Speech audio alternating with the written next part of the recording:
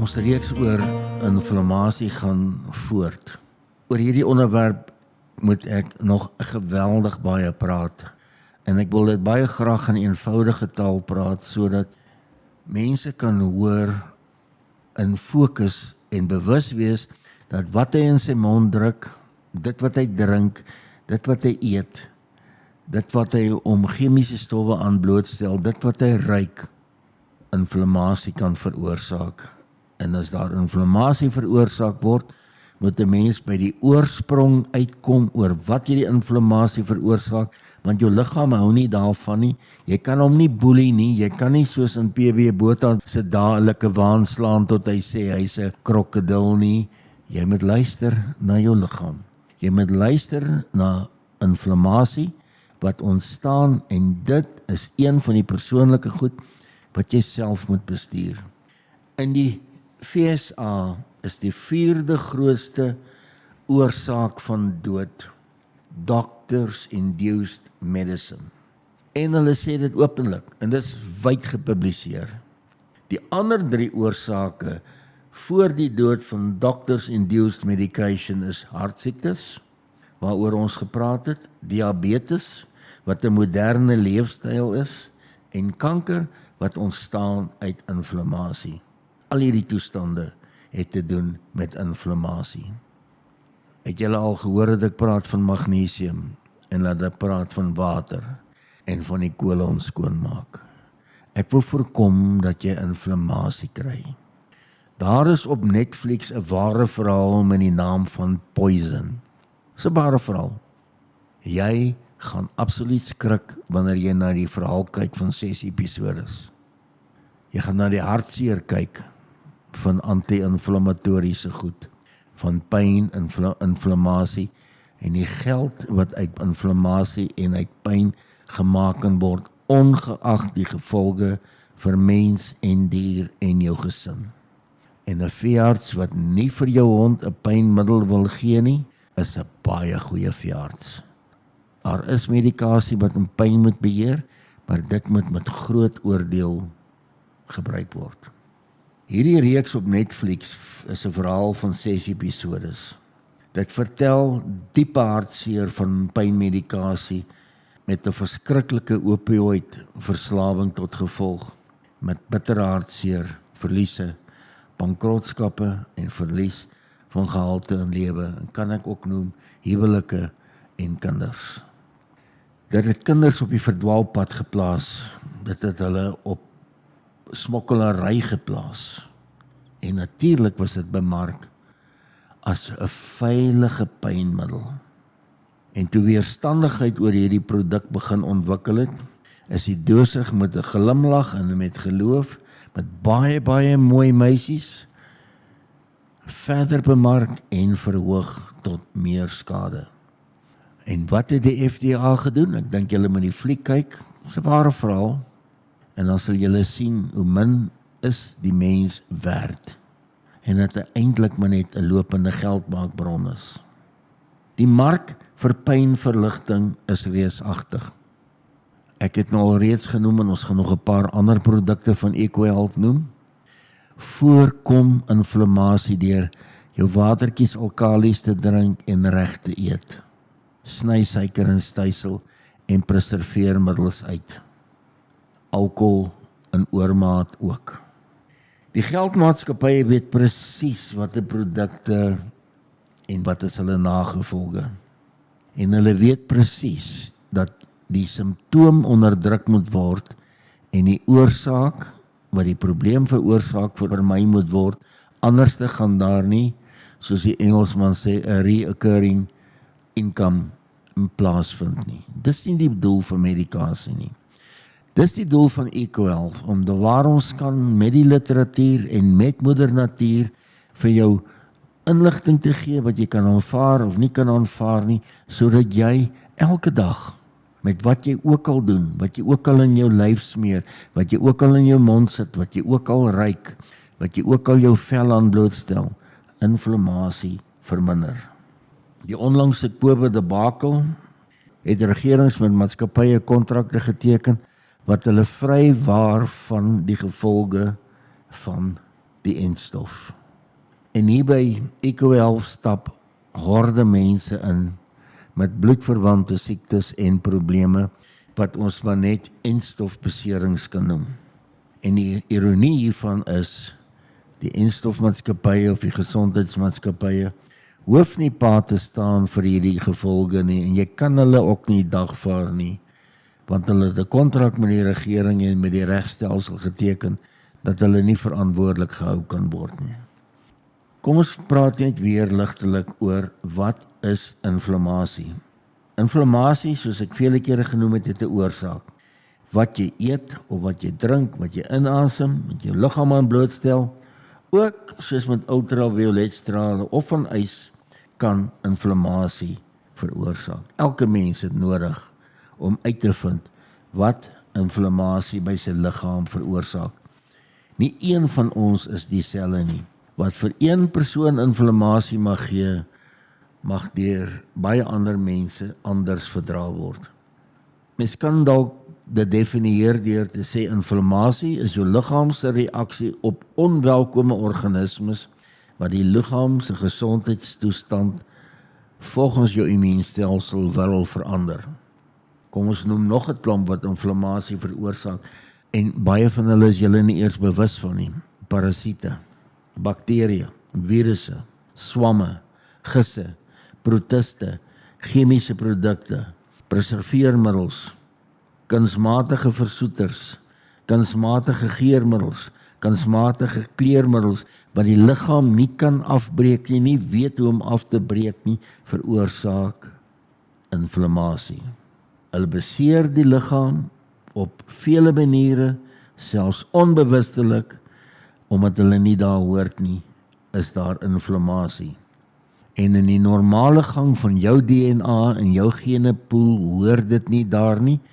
Daarom is jy uniek in die ontwikkeling van inflammasie wat jou gesondheid kan beïnvloed. Ek sal die skrywe oor wormparasiete in die mens bietjie later klaarmaak. Dit is 'n breë onderwerp en ons werk reeds daaraan. As dit klaar is, sal ons dit ook in 'n pot gooi sit. Maar hierdie is 'n skelm.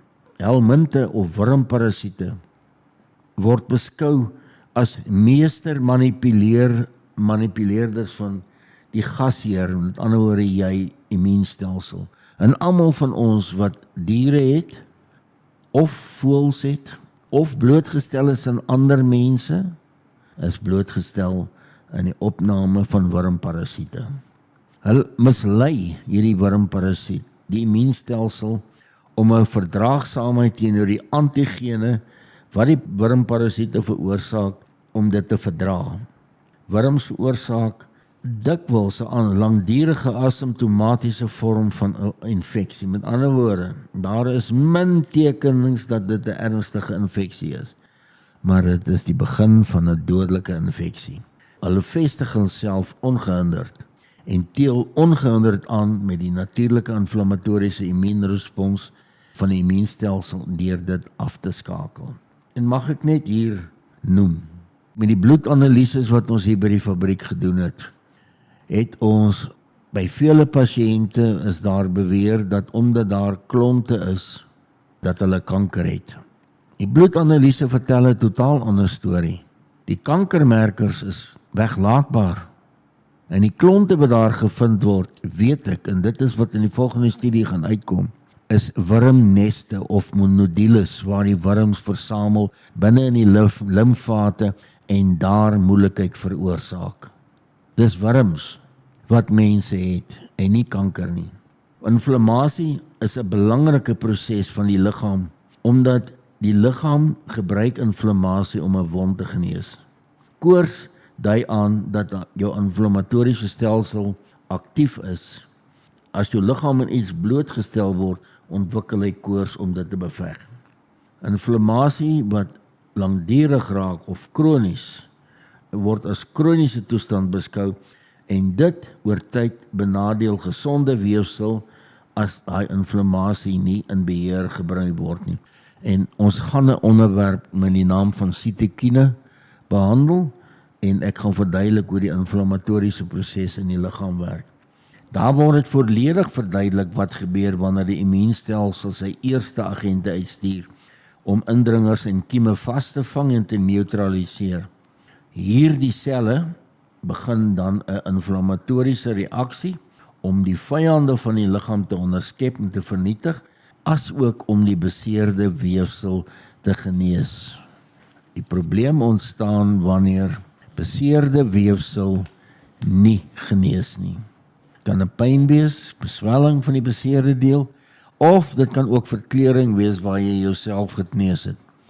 Al hierdie goeters is tekens dat die liggaam reageer en dat die beseerde plek besig is om te genees. Normale inflammasie is gewoonlik net ongemaklik, seer dalk, maar dis nie van ekstreme aard nie. Die onderwerp van onsigbare inflammasie, dit wat jy nie raak sien nie, en daar's die ou spreekwoord wat sê, is wat die oog nie sien nie, maak die hart nie seer nie. In hierdie geval, wat die oog nie sien nie, kan die liggaam baie seer maak. Onsigbare inflammasie kan dele van die liggaam beïnvloed wat nie met die oog sigbaar is nie. Die liggaamse inflammatoriese reaksies is bedoel om hierdie genesing te bring, as dit normaalweg sou funksioneer.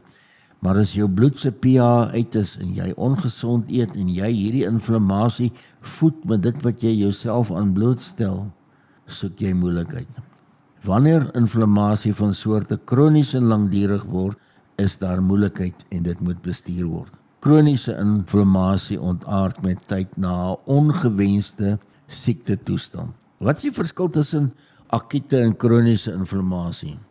Akute inflammasie word skielik veroorsaak en is gewoonlik net tydelik. Die pynvolle ervaring is die immuunstelsel se onmiddellike reaksie op die besering of siekte.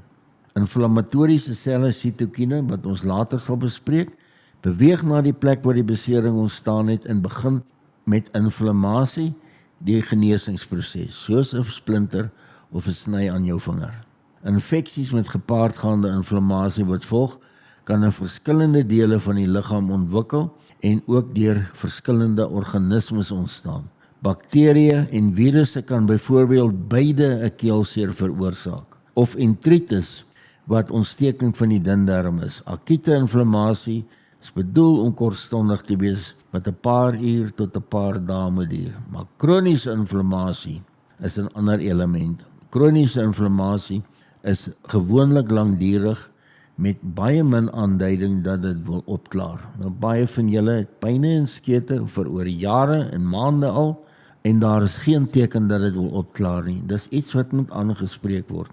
Hierdie toestand veroorsaak dat die liggaam aanhou om inflammatoriese selle of sitosien na die plek van besering te stuur om die infeksie te beheer, selfs terwyl daar geen rede meer daartoe is nie. Hierdie is die gevaar. Hierdie tipe van inflammasie verteer en beskadig uiteindelik kraakbeen.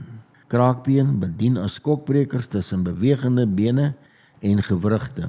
En hierdie tipe inflammasie wat nie natuurlik bestuur of uitgeskakel en voorkom kan word nie, vervorm gewrigte uiteindelik na verwronge posisies. En dis belangrik. Inflammasie moet nie net met pynstillers onderdruk word nie.